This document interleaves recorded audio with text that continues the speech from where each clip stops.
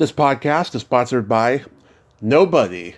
Hey dudes, welcome to Splat from the Past, the only 80s themed horror sci-fi show where things can get totally radical. Now today I will be welcoming a legendary journeyman character actor, and I am talking about F. William Parker. He played the campus police officer who educates the nerds on mopery in Revenge of the Nerds. And he was the doctor in James L. Brooks's Terms of Endearment, celebrating its 40th anniversary this year. And he's been in a lot of great movies and TV shows. Oh my God, he was on, Taxi, Laverne Shirley, Happy Days, The Love Boat, The George Carlin Show, Seinfeld. He's done a lot of great work, and it's going to be a great conversation today. And also, rest in peace, Burt Bacharach, the man who wrote so many great songs that has touched generations. Just like he said, everybody needs love, and that's what we need in this time. And it's such a trying time. If everybody can go and listen to that song, "The World Needs Love," it's just a beautiful song. And also, Always Something There to Remind Me, which Naked Eyes covered in 1983, and it was a huge hit. The guy was such a talented lyricist and musician. Rest in peace, Burt Bacharach. So yeah, here is my interview with F. William Parker. Hello. Hey F, welcome to the show. How are you today? Well, very good. Awesome. It got a little confusing. We had a mattress that was coming in to replace something, and I said, no, I can't do it in the morning. So they set it up for 5 o'clock, which is much better. Oh, awesome. Awesome. This is such a great honor. Thank you for taking the time today. Well, listen, no problem. It's nice to be heard from now and then. So, going back in time, did you gravitate toward acting early on in your childhood? Well, we had a strange group of people come through Rockville, Illinois, when I was about, 7. Mm-hmm. And there was going to be this movie being made in Rockford. And I told my parents, I want to go see what that's about. So I said, all right, fine. And it was really rudimentary. It was just, but they kept saying, well, this is going to be playing. We had a big theater, large movie theater called the Midway. And they said, this is going to be on the regular schedule. They're going to be showing this, year round. And, oh, okay, fine. I didn't know much about filming then, but it was simplistic to the nth degree. For close-ups, they had 10 of us sitting on the edge of a small wall, mm-hmm. and then they just took a track and went by, and each of us was supposed to say something. That's the way it played back in the movie. Right. There was no editing. There was no cutting. There was no anything. I don't think it was shown more than one time, and that's when all of the suckers came out to see it, and then it disappeared. But that did pique my interest, and there was a talent contest going on at the television station, so I decided I wanted to try that, and they did pantomime to a record. There's a peony there in your garden, I think was the song, and Pinky Lee at the time was a comedian, and he had done it, so I took his thing and copied that and did that, and came in second in the talent contest, but that was about it for anything going on. But because I was the son of a doctor, and I got to know a couple other people from the block, one that was the daughter of a florist, and a couple other people, in the 5th grade, we took a scene, the famous scene from Lucy and Desi's, where the vacuum cleaner salesman comes to the house. Uh-huh. Which is one of the big yuck things. So we did that for a group of 2nd graders. And they, of course, thought we wrote it and everything else, and it was only just that one small scene. So that gave me a little taste, and didn't do anything else in grade school. When I got to junior high, I did a play there, And then in high school, I got more interested in theater, and I did a couple of plays in high school. I went to military school my last year in high school, and they had no theater classes there, obviously. Yeah. But we had gone to New York on a vacation and went to see a Broadway show. I had never seen a Broadway show. I hadn't really seen any theatrical productions. Mm-hmm. And this just blew me away. And they got up at intermission and said, "Oh, go on, we go out to the lobby and get." I said, No. I don't want to miss the curtain. I said, "I was a kid. Don't worry." I said, No. I don't want to leave.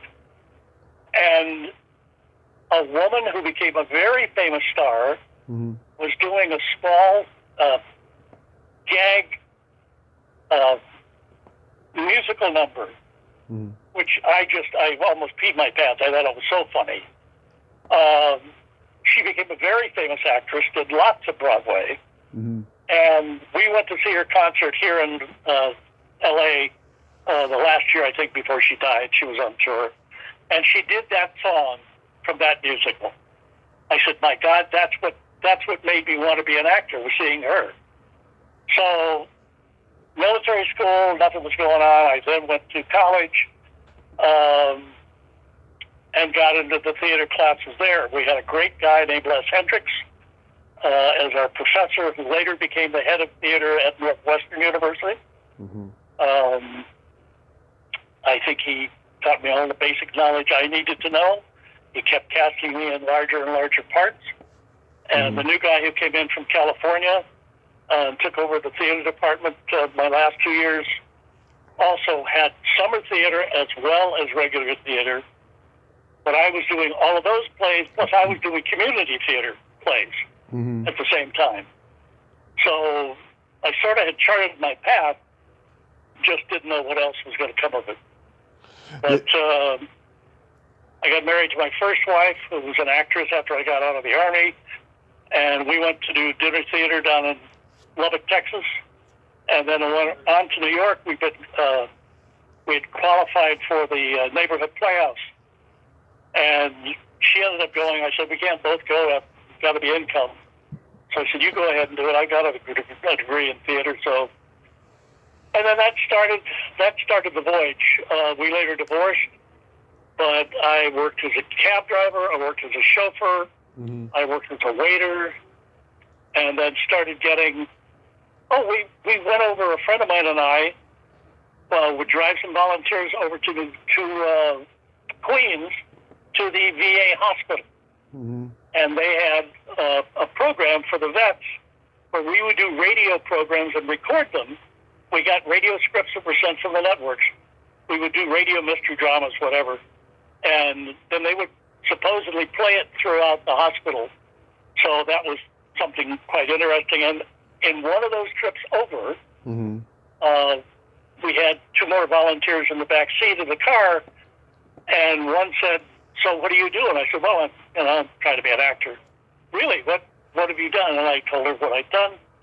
She said, "We've been looking for new people as commercial actors. So stop by the office this week."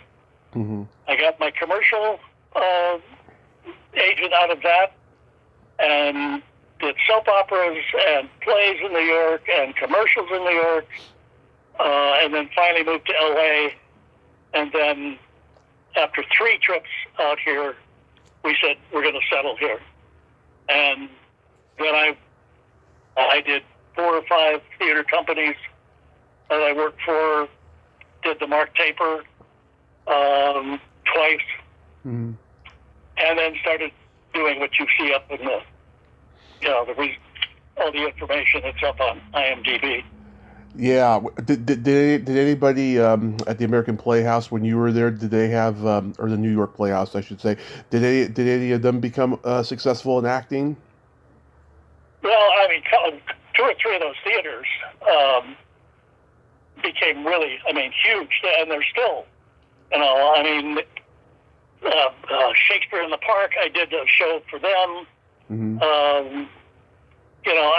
So yeah, those were all major companies that I worked for. I started out at 2 East 3rd Street where you had to knock on the door below, and you entered in the first on the ground floor, but the theater was on the second floor. But nobody answered at the door. They would look out the window from the second floor. But when you rang the doorbell or knocked on the door, all the bums would come out trying to panhandle. It was like being in the jungle. All of a sudden, all these denizens kept creeping up out of the gutter. But I did a show there after auditioning for a couple of other things, and finally called up the guy and said, literally, who do I have to screw in this town to get a goddamn part? Yeah. What do you mean? I said, please, I've been there 3 times. So he said, don't worry, you got this one. I played a drag queen in Street Trap. That was my opening play in New York. Oh, man. Were you comfortable in the dress and all that? Oh, yeah. I mean, you know, when I was in the Army at Fort Hood, Texas, we had done a melodrama, and I played Grandma in combat boots and a mustache. So, yeah, that was anything to get a laugh, anything to get a job. But people I had met from the Army, one of them got me onto Another World because they knew the producer, and they had been doing some stuff on that. And very famous, typical showbiz story. I'd been doing the show off and on for 2 or 3 years. Just small. I'd be a waiter, I'd be a bartender, whatever, just not big stuff. Ted Danson, however, was starting on the show at that time. And I just remember this tall, skinny guy who ran in, jumped in the air, landed on a bed, and started singing. And later, that was Ted Danson who made, Cajillions.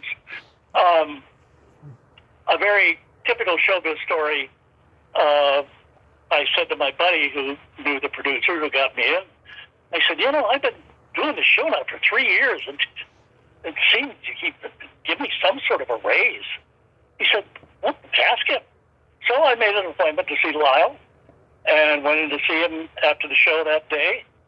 And he said, I'll tell you what, I'm going to give you a 15% raise starting tomorrow. Gee, thank you. That is so nice. I really appreciate it. The union had negotiated a raise which went in effect the next day. That's the raise he gave me. Nice. Yeah. The show business. Yeah. But then when I came out here, I went to 2 or 3 different acting classes. I had studied with a guy from the neighborhood playhouse out in New York, and he also opened something out here.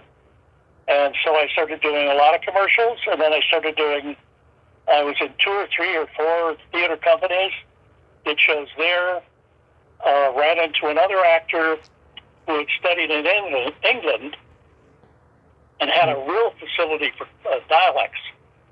And then he and I did 2 English plays, an Irish play, all with correct accents and things. And that was where I really got my jollies, because a lot of the stuff from TV is, you're in, you're out, and if they can get somebody else, it gets somebody else cheaper. That's the showbiz way.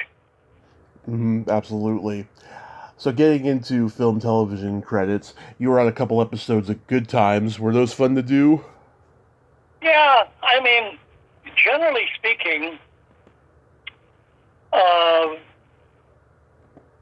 there were not. When I did Newhart. I did 2 or 3 Newhart shows. And at one, Dick and I were in the back area while somebody else was rehearsing. He picked up his script and he stomached through it. And he said, "Why is it I have all these lines all the time?" I said, "Dick, you're the star." Well, yeah. I said, "Yeah, I mean, that you're getting the big bucks. Of course, you got to do all the lines." Yeah, I guess so. I mean, there were great shows to work on. He was very funny. Everybody on the show was funny. Breaking through the comedy of the Archie Bunker, because I was here when Archie Bunker was really, hot. Yeah.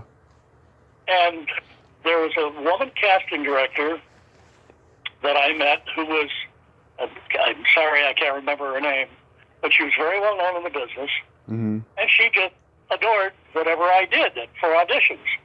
And then she'd send me down to the actual show to audition it, and then they'd get a, oh, he's not this, he's not, and she thought, he is that.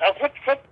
And it took us like 5 or 6 auditions, and then finally I did like 5 shows in a row for her. Not huge things, but they were, nice paychecks, and it certainly wasn't a problem doing them. Yeah. But it was difficult then. It's difficult now. I had a well, now I don't do it anymore. But I mean, I went in to see one. I guess was an agent, and I sat and listened to this dip tell me for 20 minutes why I shouldn't be an actor, why I should get out of the business, why. And I said, I've been doing this for 8 years already. So either she wants me as a client or she doesn't. And she walked back in and said, I like that. You're my client. And I said, okay, fine. I mean, but it's that kind of nonsense that goes on that takes away from the fun. But when you're working, I mean, I did a Western that was one of my biggest thrills. Unfortunately, the only places they seem to replay it is in Germany. Oh, yeah? Yeah. So I end up with like 30 cents in residuals. I made it absolutely stupid. But Was the Love Boat fun? I'm sorry, was what? The Love Boat? Yeah, well, now, that was very funny because I'm trying to think. Mahalia Jackson, I think, was the guest star. But I actually, my scene never appeared. I played a drunk at the bar with, the guy who became the famous Black bartender. Yeah. I was the drunk at the bar who was trying to talk to somebody else.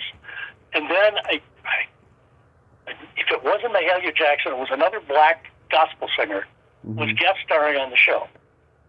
And they made her part longer and cut me. You mean Pearl Bailey? If I was in the credits, I still get residuals, but I never appeared in that one. You mean Pearl Bailey? Might have been. Yeah. Might have been. But I mean, I tuned in. I told my friend, boy, we had a great fun, a lot of fun. This was a great scene. Nope. Because I was listed in the credits, I still continue to get residuals. Although I have gotten 2 checks for 1 penny. I framed one of them. Yeah. The other I deposited in the bank. Crazy. You did Happy Days and Laverne and Shirley. How did those come about? They were looking for somebody who could do a Swedish accent. Well, I grew up in Rockford, Illinois, and that was a big furniture building city for a long time, and a lot of Swedish craftsmen came there. So I would say about a quarter of the population of Rockford was Swedish. So I had known Swedish and known the accent for years and years and years. Right. So when they said, this guy's going to have a Swedish accent, I said, well, I can do that. They said, really? I said, yeah, hell yeah. So I went over, and before I got in the room, they said, we're thinking, because they'd had a bunch of people in who just could not get the hook on the accent. They said, we're thinking maybe. I said, let me do it. Let me do it as a Swedish accent. So Gary Marshall fell on the floor when I started doing it. And then I got the 2-parter. The thing of it was, when they showed those 2 episodes, the LA Times came out, well, Happy Days, Laverne and Shirley have reached new depths. It's some of the most horrible things you can think of. They even had somebody with a Swedish accent. But we had 2 of the dancers who played my daughters on the show. We're doing also at night. We're doing a musical number at the one of the major theaters downtown. And so we were all invited. We had front row seats for the show. Everybody in the cast, directors, casting, everybody went down. And my wife was with me, and we went backstage. And coming back to congratulate was Fred Astaire and his choreographer. Wow. And Fred Astaire went up to my wife and said, "I just thought you were wonderful tonight." My wife said, thank you very much." And all the other dancers were across were looking at her, "Who in the hell is this?" "Why is she getting congratulations? We did the show, damn it, not her." But so that was a lot of fun, and Jerry Marshall became a friend for a long time. Yeah, we just lost Cindy Williams. She was scheduled to be on here this year, sadly. What was she like? It's funny because there was more. I think there was more togetherness with the first show, with Laverne and Shirley.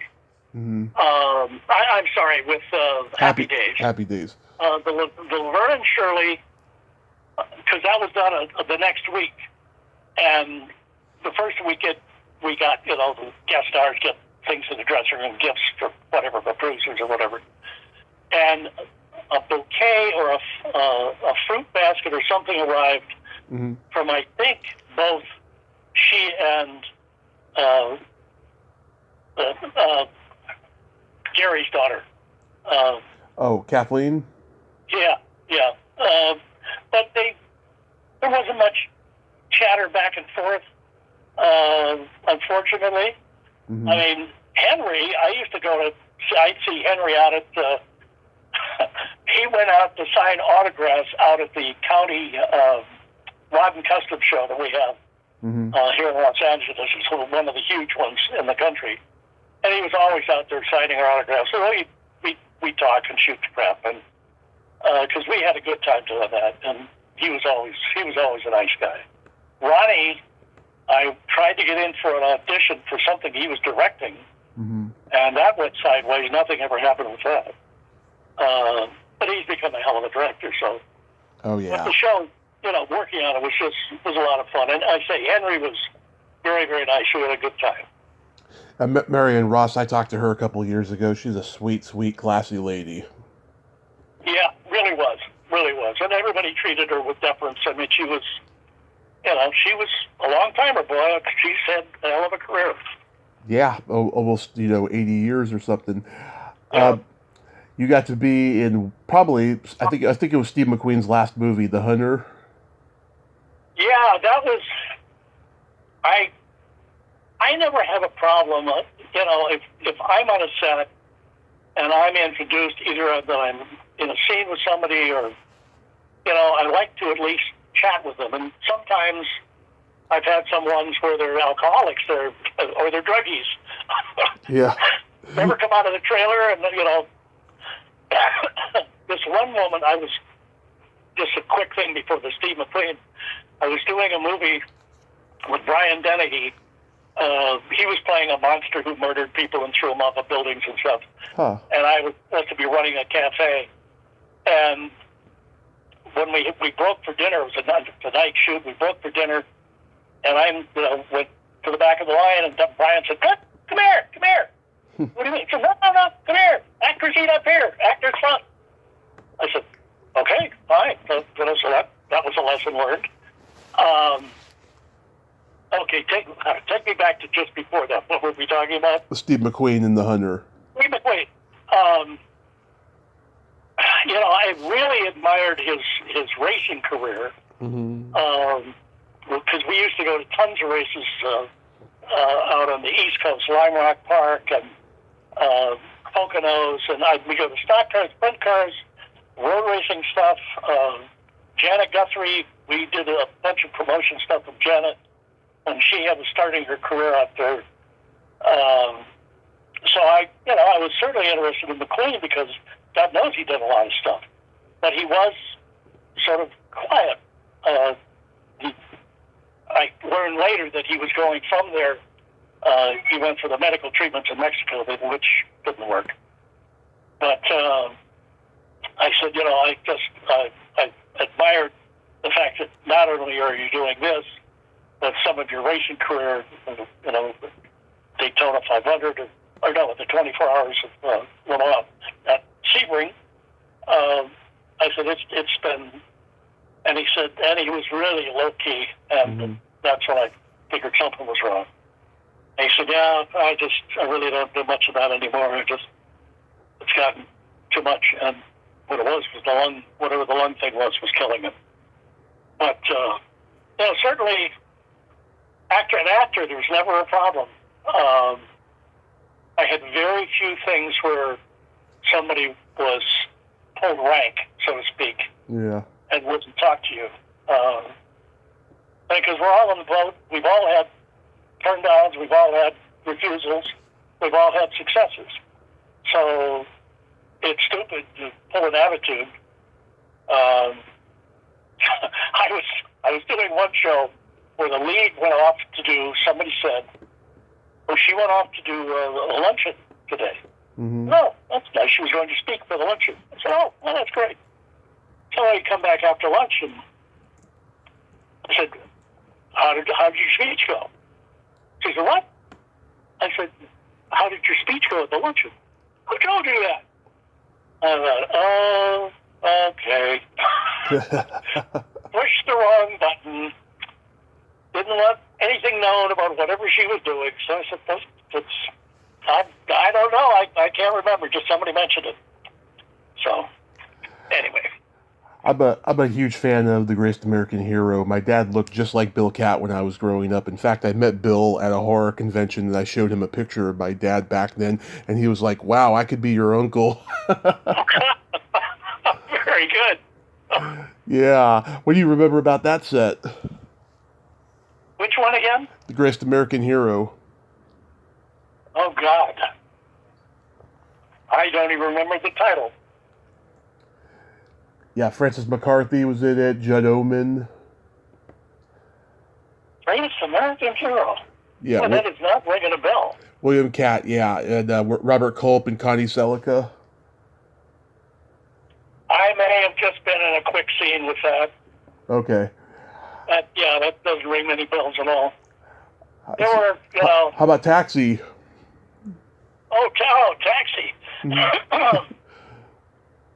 I was hoping when I got the show that it was going to have, what's his name, the really strange comedian who died. And Andy Kaufman. I'm sorry? Andy Kaufman. Andy. Mm-hmm. I had seen Andy at the Comedy Store because I used to go there. I saw, he would be the announcer. He would be a waiter. Yeah. He would be the maitre d'. You never knew when you walked in the Comedy Store who he'd be. And then he started coming out with the stuff about doing the records and all that stuff and singing the songs. Well, I was there with a guest one night. I said, you got to come see this guy. Mm-hmm. And he had the thing where he puts on the record, the Mickey Mouse record, whatever, and everybody gets up to dance around the room. Mm-hmm. And he chooses the people to come up. And he pointed at this one woman who got up, and she had a cast on her leg.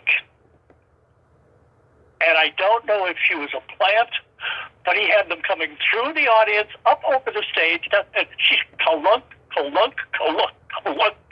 And I looked at the person I was with, and they said, that's disgusting. I said, that's Andy. I think she's a plant. I don't think there's anything wrong with her leg. I think it's a phony cast, but he just did that to see what the people in the audience would do. Well, about that same time, it got to be about 11 o'clock, and all of a sudden, somebody came through the door behind us, and about 20 other people followed it. Mm-hmm. It was, God, the name was just there. Guy who died of a horrible mental disease. He hung himself. Was it Jeff Conaway? Robin Williams. Oh, Robin Williams. Robin came through the door, and he got up on stage, and it was about a 30-foot across, and there were curtains on both sides. He would walk through the one curtain on stage left, crossing the stage in an accent, go through the curtain, turn around and come back with a new accent, a new character, through the curtain, come back with a new accent, a new character. He did it like 8 times. I mean, the whole place is on the floor. Everybody is just screaming. So who the hell is this guy? And shortly after that, he got the series. Yeah. And that was one I would have loved having to work with him. I never did. His death ripped me apart. I saw him in a number of things, and he was just brilliant. Yeah. God, just that improv style. He was just off the cuff and crazy. Yeah. Then you were Boss Hopkins on the Dukes of Hazzard. Yeah, that was funny because that was a replacement cast. Mm-hmm. That was when the other two guys got fired because they wanted to be paid big bucks, and so they got rid of them.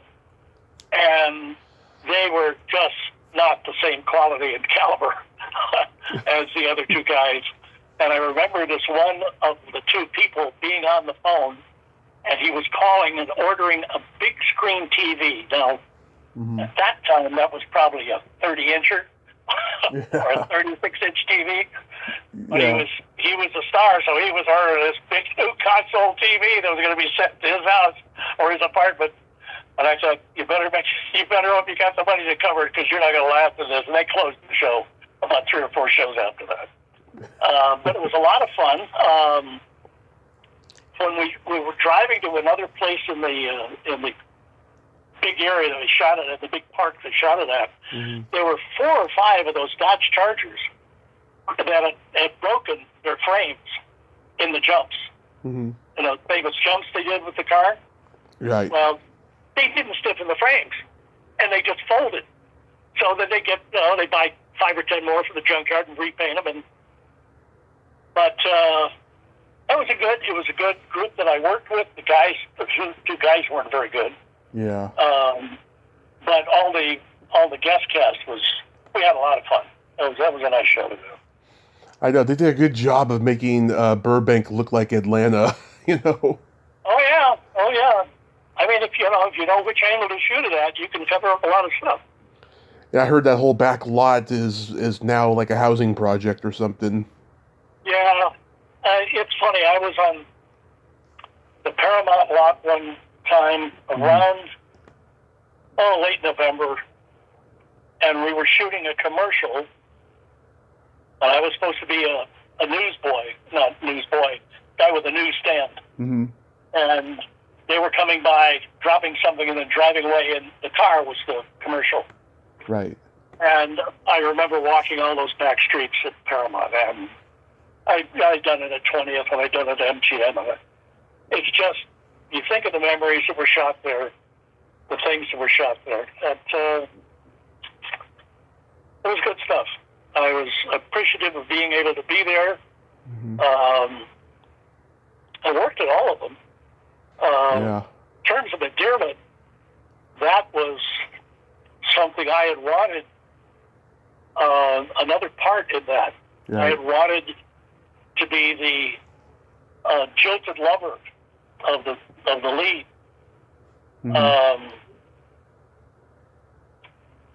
And we did the reading for the director, and the casting director was a friend of mine. I'd done 4 or 5 things with her. And she said, I think you're going to like this. This is a nice part.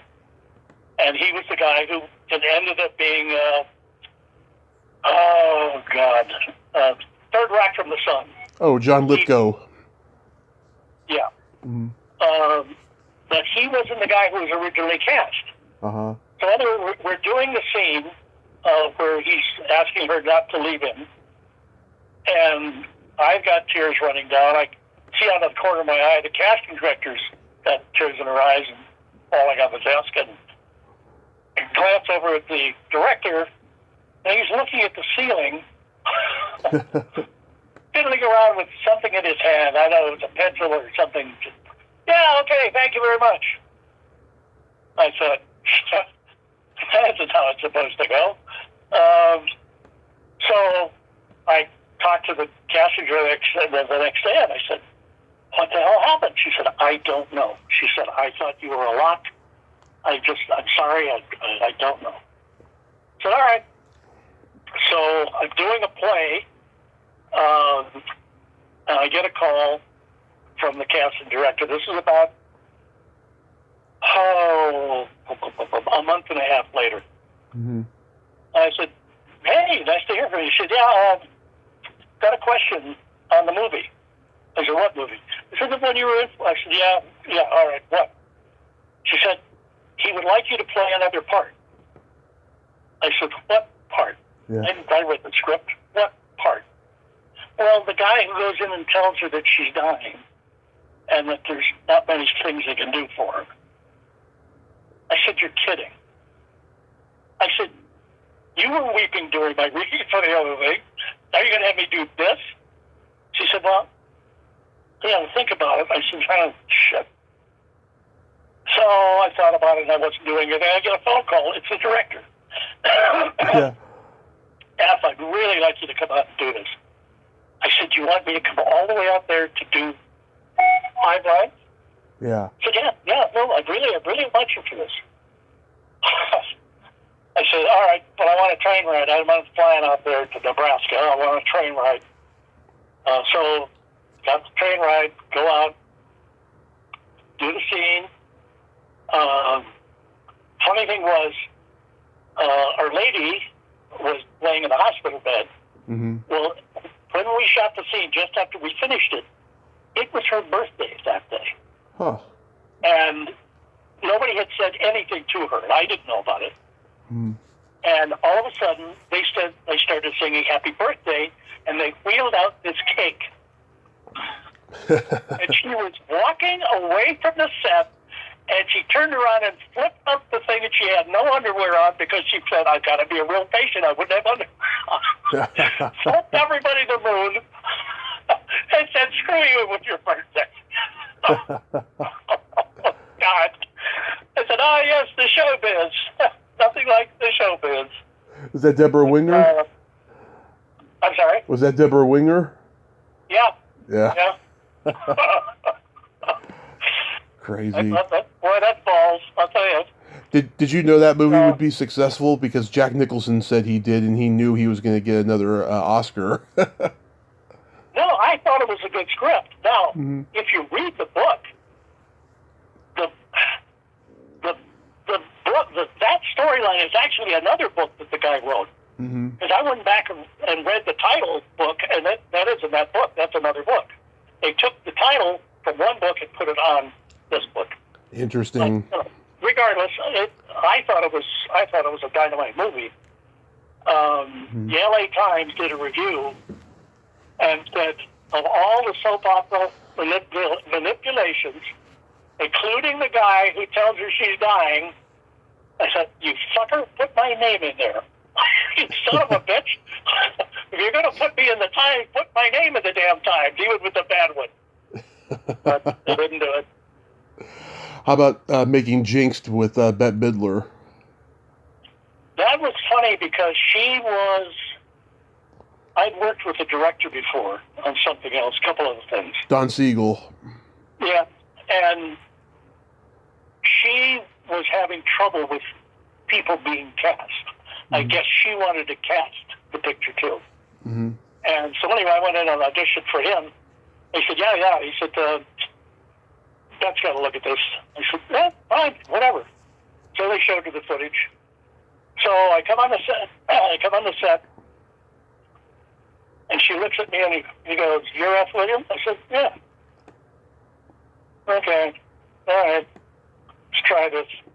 And, it went beautifully. We had a great time, and then boom, in 10 minutes it's done. And she's gone. But I thought, all of that?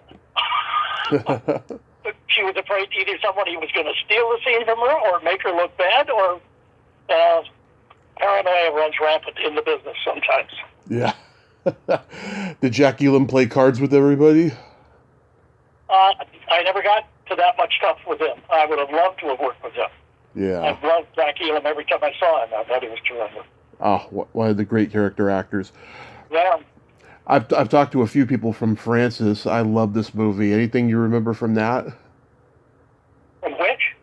Francis, the Francis Farmer movie, Jessica Lange. Oh, God. I'm trying to remember what I even did in that. I think you were a reporter. that was such a small thing. Nah. Okay. How about when you played the lawyer in the buddy system? Yeah, that was good. I enjoyed that one.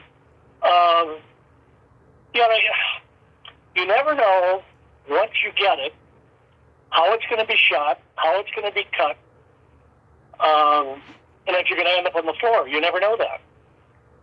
And that goes for big parts as well as small parts. Yeah. You go in and break your ass to try to do the work, but what they do with it later is entirely up to them. Yeah, this was like the first thing that Dreyfuss did after he was blacklisted for a couple of years because of his drug scandal. Yeah, like I say, I've worked some shows where we had druggies. It's the one show I was doing where the guy walked up and they handed him a cup. And I said, is that what I think it is? I said, yeah, don't worry. He won't talk loudly. Listen carefully because he doesn't speak very loud. God. My earliest and most favorite memory of you will always be the campus cop who educates the nerds on mopery in Revenge of the Nerds. I have a couple of buddies who call me up, hey, we saw the mopery scene again. Yeah, I know that. But look at the cast that was in that. John Goodman. Yeah. The blonde kid, who was one of the big fraternity guys. Yeah, Anthony Edwards. Later were cast in a series together. Anthony Edwards? Yeah. Was it on ER? Yep. Yeah. But no, not him. The blonde kid who was on The Bad Guys. Oh, Ted McGinley. McGinley. He and I were doing a thing about an office. We're having a big office meeting. I was the boss. Mm-hmm. He was my chief person to hire and fire people. And he had hired a new, not an accountant, but sort of a new person to brainstorm new ideas for the company. Mm-hmm. And it was Andy Kaufman. Yeah. No, excuse me, not Andy Kaufman. Seinfeld. The Seinfeld show. The Next Door Neighbor. Okay. Oh, yeah, Michael Richards. Michael Richards. Mm-hmm. Michael Richards was the brain that they hired to do this thing. So he comes in to be introduced to everybody of the board. Mm-hmm. He comes into the boardroom, and we had a standing water bottle, to get water for drinks and coffee and stuff. The water bottle, I was in the meeting room, I don't know, but it was at the end. Mm-hmm. He comes in and trips and stumbles and knocks the water thing out of the container and 4 or 5 other things. Now, he was trying to do physical comedy, and I don't think anyone ever taught him correct physical comedy. Yeah. He ended up cracking a rib. Oh. He did it. He kept throwing himself into this shit. When we finally did it, they had to pat him underneath with, a safety device underneath so he wouldn't re-crack a rib. But we postponed that. So I made a nice chunk of change on that. But here was the first show I had been signed for. I went through 3 or 4 auditions. The last one, we came to a room, and an old friend of mine that I had done a film with in New York 30 years ago. Mm-hmm. And he had had a couple of series. He said, there were 4 or 5 of us there for the part. And he said, well, I hope I don't lose this one. I lost 3 auditions today. I said, you son of a bitch, you had 3 auditions today, and you're bitching and moaning to us, but you hope you don't lose this one? I didn't say that out loud, but I thought, what are you trying to lay on everybody here? Mm-hmm. Trying to make you feel sorry for you, so they give it up? Well, I went in, I got it, he lost it, so, tough shit about that. But mm-hmm. We thought this was really going to go, because the reaction from the audience when we shot it was tremendous. And we kept waiting, and about 6-7 weeks later, they said no. And the deal was, the head of the network had a hard-on for this guy who was the executive producer, and he did this to show what he could do if he wanted to. Yeah. So he let everybody get cast, everybody thinking they had long-term employment, just to make a point to somebody he didn't like. Oh. Screw everybody else. And that was the end of it. Wow. Oh, well, it takes you so long to get there. And then when crap like that happens, it really... That's awful. Yeah. Yep. Going back to I kept thinking the other guy should have gotten the damn part. Yeah. Going back to Nerds for a moment, was that scene funny on paper? Was it what? The mopery scene, was it funny on paper? Oh yeah. When I looked at it, I went, come on. Because all right, okay, no problem. Because you and Curtis Armstrong, your delivery system is just pitch perfect in this scene. It's just priceless the way he says, "What's mopery?" And then you say, "Mopery is exposing yourself to a blind person," and you say it so earnestly with like half disgust and half mocking of how kinky the guy was. Yeah, I mean, you get this stuff from these weird wackos all the time. My God, what are you supposed to do? Yeah. No, that was a nice thing to do. It's good when you get something that's memorable. And then some things you do that you hope nobody ever sees. But yeah. You were in Mass Appeal with Jack Lemmon. That's got to be a huge career highlight. that was the director. I did 5 or 6 things for him. Mm-hmm. And he called me on this one and said, you'll be working with Jack. And I said, oh, that's dynamite. That's wonderful. And the woman who played, she was sitting in the pews all the time looking very sad. She was an old friend of mine, mm-hmm. Who got cast in it too. And while we were rehearsing and talking, Jack came over and said, you do any plays? I said, yeah, I've done 30, 40, 50 of them. Mm-hmm. He said, I'm doing something at the taper. He said, I'm going to set up an audition. I said, oh, great. So I go down. And the guy was supposed to be an ex-football player or something, who was an old friend of Jack's. Mm-hmm. And I wasn't getting a lot of feedback from the director. And I find out he had a buddy who was about 6'5" and about 280. So he got the part. He couldn't act for shit, mm-hmm. but he was a buddy of a buddy, so he got the, that's showbiz. That happens. But I thought I was ever thankful for Jack. That was really nice to do. You wish more people would pay attention to that kind of thing. I mean, I have always, whenever I've been working, if I saw somebody having a problem, mm-hmm. mainly in theater more than film or TV, but if somebody had a problem, I want all of us to be good. Mm-hmm. So I would always try to make sure that something worked out with that person.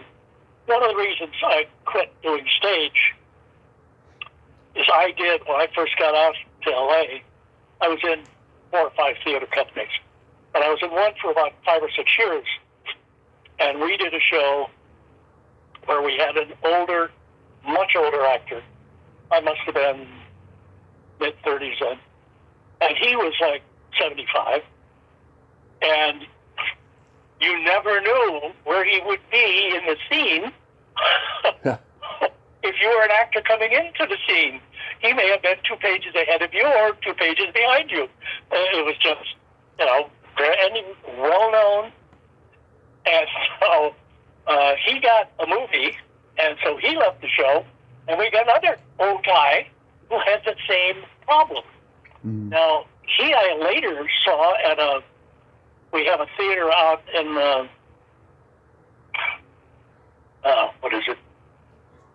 It's a very famous theater out by where they used to shoot MASH. And okay. It's the granddaughter of a very famous actor who was on Little House on the Prairie, his daughter. And she's been an actress all of her life. I did a soap opera with her. Okay. But we went out to see something that we had heard a friend of mine was in.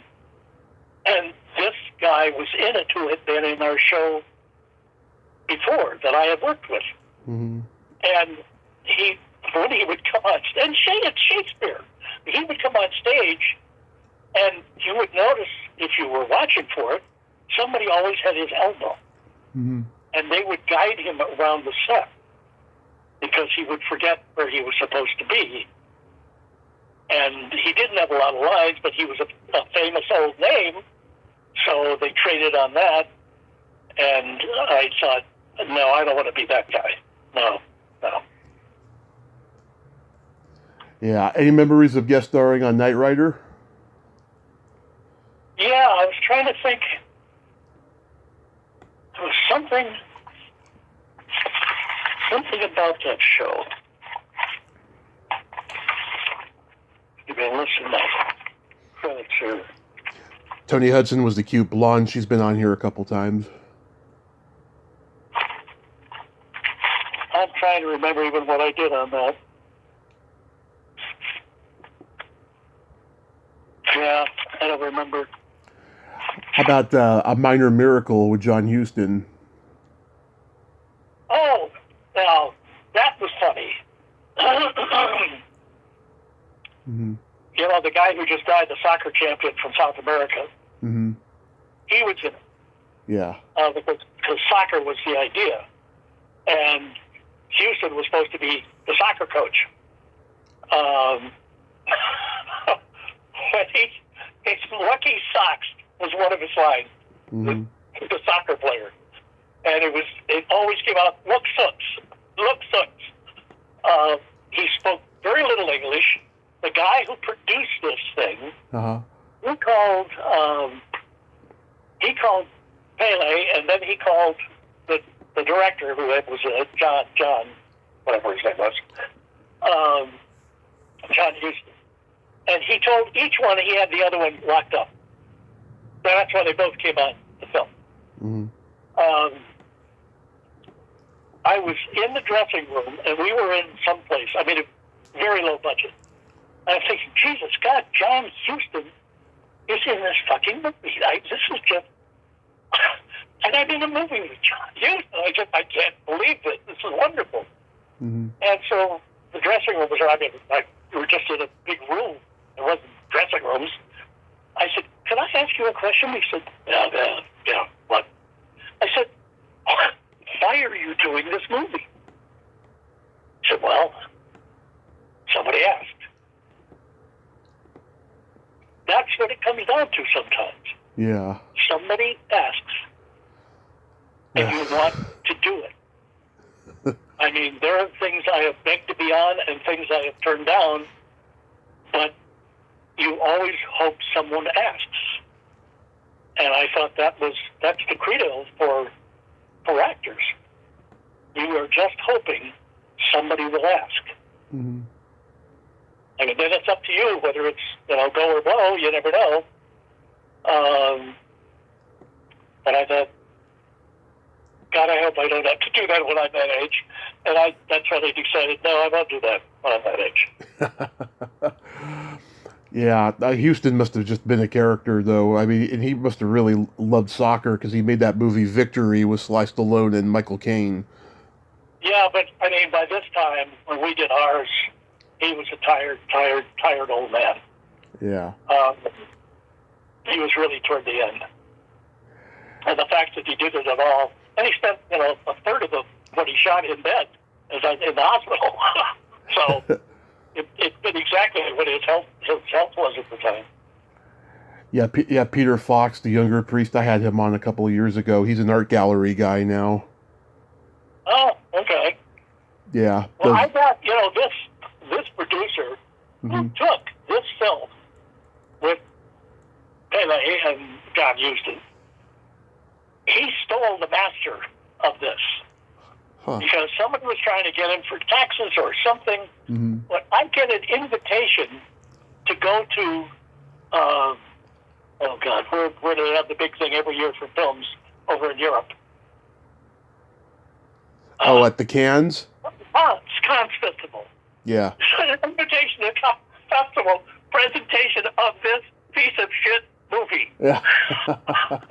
Oh, God. He had more balls than a brass monkey. I swear to God. And then he ran away with the master print. So I don't know whatever happened to it. Yeah, it's not available on DVD or anything, but it is on YouTube. Oh God, what a shame. You did a couple Blake Edwards movies, Sunset and Switch. That has to be a highlight too. Yeah, he's a lot of fun to work with. I was doing something with another director who was, I don't want to say crazy, but it's close to that. Yeah.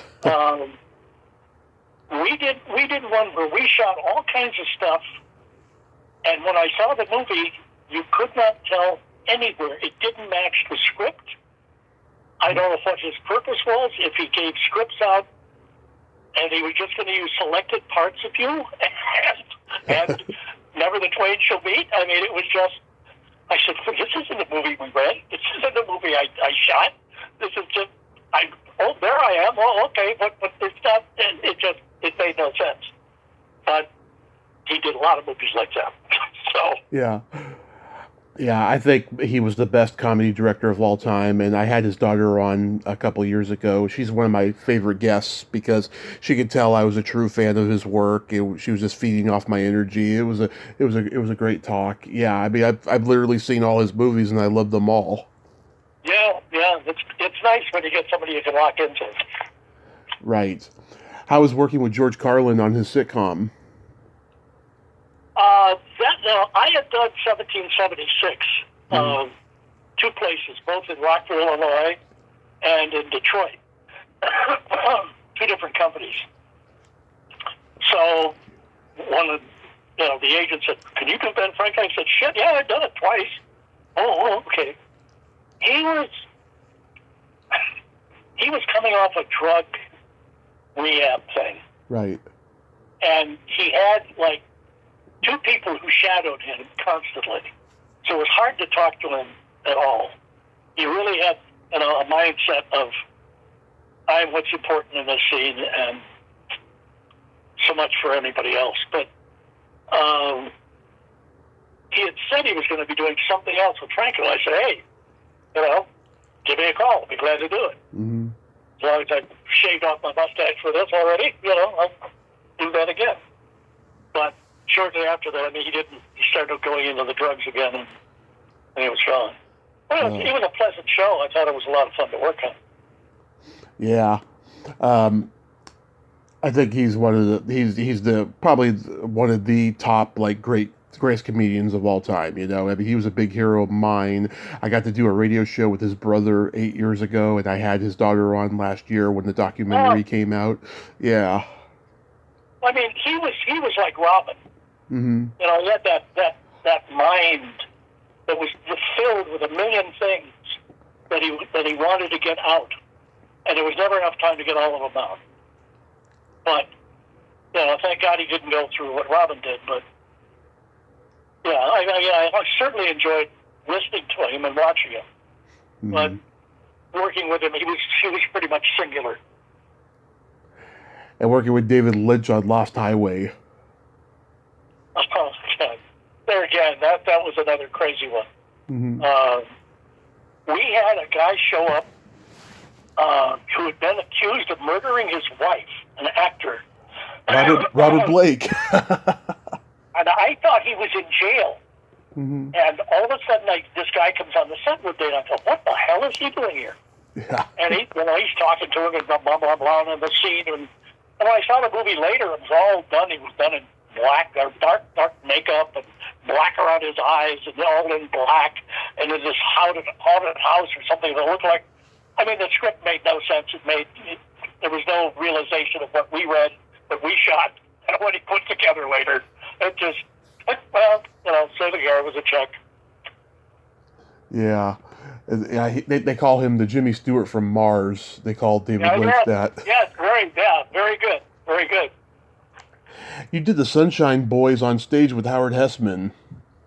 Yep. Yeah, what was that like? One of my most fun things, that was the last stage play I did. Mm-hmm. And the casting director was an old friend of ours. we had known her socially. She had worked with my wife as a waitress at Tony Roma's when those first opened out here in Beverly Hills. And she called me up and she said, what would you think about doing a play I haven't done for a couple of years? And I said, well, what is it? She said, well, Sunshine Boy with Howard Hesseman. I said, oh, that'd be fun. Yeah, sure. Mm-hmm. So went to the audition, and it was Howard was there, and the director, and the casting director, and I'm cracking Howard up. And Dee Dee called me about an hour later and said, you got it. I said, what? She said, yeah. Howard just said, screw it. Book him. Everybody else, forget everybody else. No, I like him. And we had a good time. We went to jazz concerts downtown in Kansas City. He was a big jazz buff. Mm-hmm. So everybody knew him from all the TV he had done. So we went down there to special dinners and special openings and musical events, and he and I would go out and eat barbecue and talk bullshit, and we came up with a couple of different things to eat. We were at one barbecue joint. My wife was in town to see the show with two friends of ours, and Howard and his wife and their daughter, I guess it was her daughter, his adopted daughter, came into the same barbecue joint. Mm-hmm. And we had talked these people into making wraps out of the barbecue. I said, what's a wrap? I said, no, just get it, like a tortilla. Just wrap this and put, the barbecue and 3 or 4 other things. I said, oh, okay. So now that we were a big headliner on the menu. But he was a lot of fun. We did a lot of rehearsing together. And we remained friends after he came back here. Mm-hmm. Then he ended up going, I think, to Paris again, and then he got pneumonia disease, and they killed him. He was smoking while we were out there. Mm-hmm. I was surprised at that because you never saw it or heard it during the stage stuff. But that was, I would say, the best theater experience I have ever had in my life. I mean, I've done the Mark Taper, I've done shows, dinner theater in Texas, I've done shows at Manhattan. This was bar none. They treat actors the best. Mm-hmm. They treat the customers the best. It is just a magical experience. It's one of Neil Simon's best plays, and Howard had been in the movie playing the commercial director. Oh yeah. Yeah. But he was tremendous in the part, and we would that end thing where I keep going on and on and on, where he at the end of the act, I'm talking about all the stuff we're going to do. I change that all the time, and I'd sneak a look at him, and he'd be rolling his eyes. But that was a hell of a run. The funny thing, when we would do rehearsals for that, this large dog came up. The head guy, there were 2 guys who ran the theater company, had for 30 years. I mean, they started out, next to nothing. This place is just brilliant. And this dog was I raised my hand. I said, what's with the dog? He said, well, I rescue dogs, and the highway patrol finds one out on the highway running loose or whatever they call me, and if I've got room, we found later he had a 30-dog kennel underneath his mansion out in the cornfields. Mm-hmm. So he took very good. And when, just mentioned her name, from Laverne and Shirley. When she was out for the play, she had dog raffles. They would bring out an adoptable dog at the beginning of the show, and everybody had a card.